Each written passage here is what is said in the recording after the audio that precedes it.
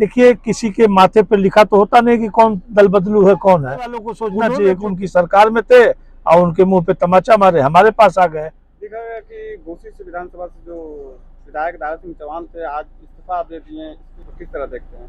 नहीं, अभी मैंने भी सोशल मीडिया में देखा है कि घोसी विधायक माननीय दारा सिंह चौहान जी ने अपने विधायक पद से इस्तीफा दे दिया है।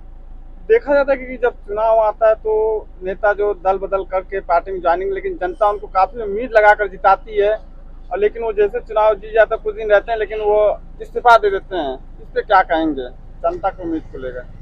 अब देखिए, जनता का काम अपना है। जनता जब इलेक्शन का वक्त आता है तो जनता अपने जानने में बेहतर फैसला लेती है, मगर ये राजनीतिक नेता लोग अपना समय समय पे पाला बदल लिया करते हैं। और माननीय दारा सिंह चौहान जी ने पहली बार इस्तीफा दिया है। अब वो उनका किस दल में जाना है। चौहान जो रहे कई बार पार्टी इधर से उधर करते हैं, लेकिन सपा पार्टी जान के भी क्यों पार्टी में ली, फिर सपा पार्टी में आकर फिर इस्तीफा देती है। आखिर में ऐसे नेता को क्यों पार्टी लेती है? देखिए, जाने आने वाले लोगों की ये परंपराएं हैं। दारा सिंह चौहान जी हमारी पार्टी में पहले भी थे, इस बार भी आए, उनको हमने सम्मान दिया, उनके समाज को सम्मान मिला। मगर दारा सिंह चौहान जी बहुजन समाज पार्टी में भी थे, कांग्रेस पार्टी में भी थे, लोक दल में भी थे, भारतीय जनता पार्टी में भी थे। उन्होंने भारतीय जनता पार्टी से अपनी पीड़ा व्यक्त की थी कि भारतीय जनता पार्टी की सरकार में हम पिछड़ों का सम्मान नहीं है। अब कहाँ जाएंगे, मगर प्रतिक्रिया भी है कि वहीं जाने वाले हैं। तो अब क्या, कब, कौन सी भाषा का इस्तेमाल करेगा, यह तो फिर अब आप समझ सकते हो। मगर हम लोग समाजवादी पार्टी के सच्चे सिपाही हैं। समाजवादी पार्टी से राजनीति की शुरुआत किए हैं और समाजवादी पार्टी में ही राजनीति का अंत होगा।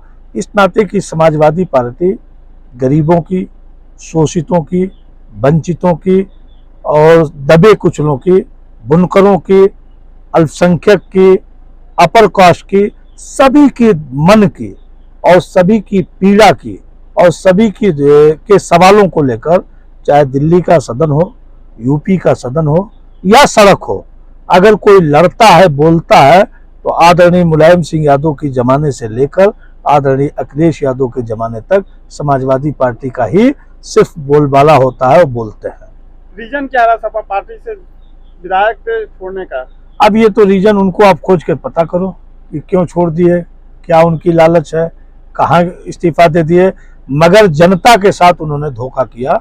जनता ने उनको 5 साल के लिए एमएलए बनाया था, उनको जनता की सेवा करना चाहिए था। क्या लगता है कहाँ जाएंगे अब ये उनका अपना निजी मामला है, मगर वो कहाँ जाएंगे, आएंगे, रहेंगे, नहीं रहेंगे, मगर हम लोग समाजवादी पार्टी के लोग हैं।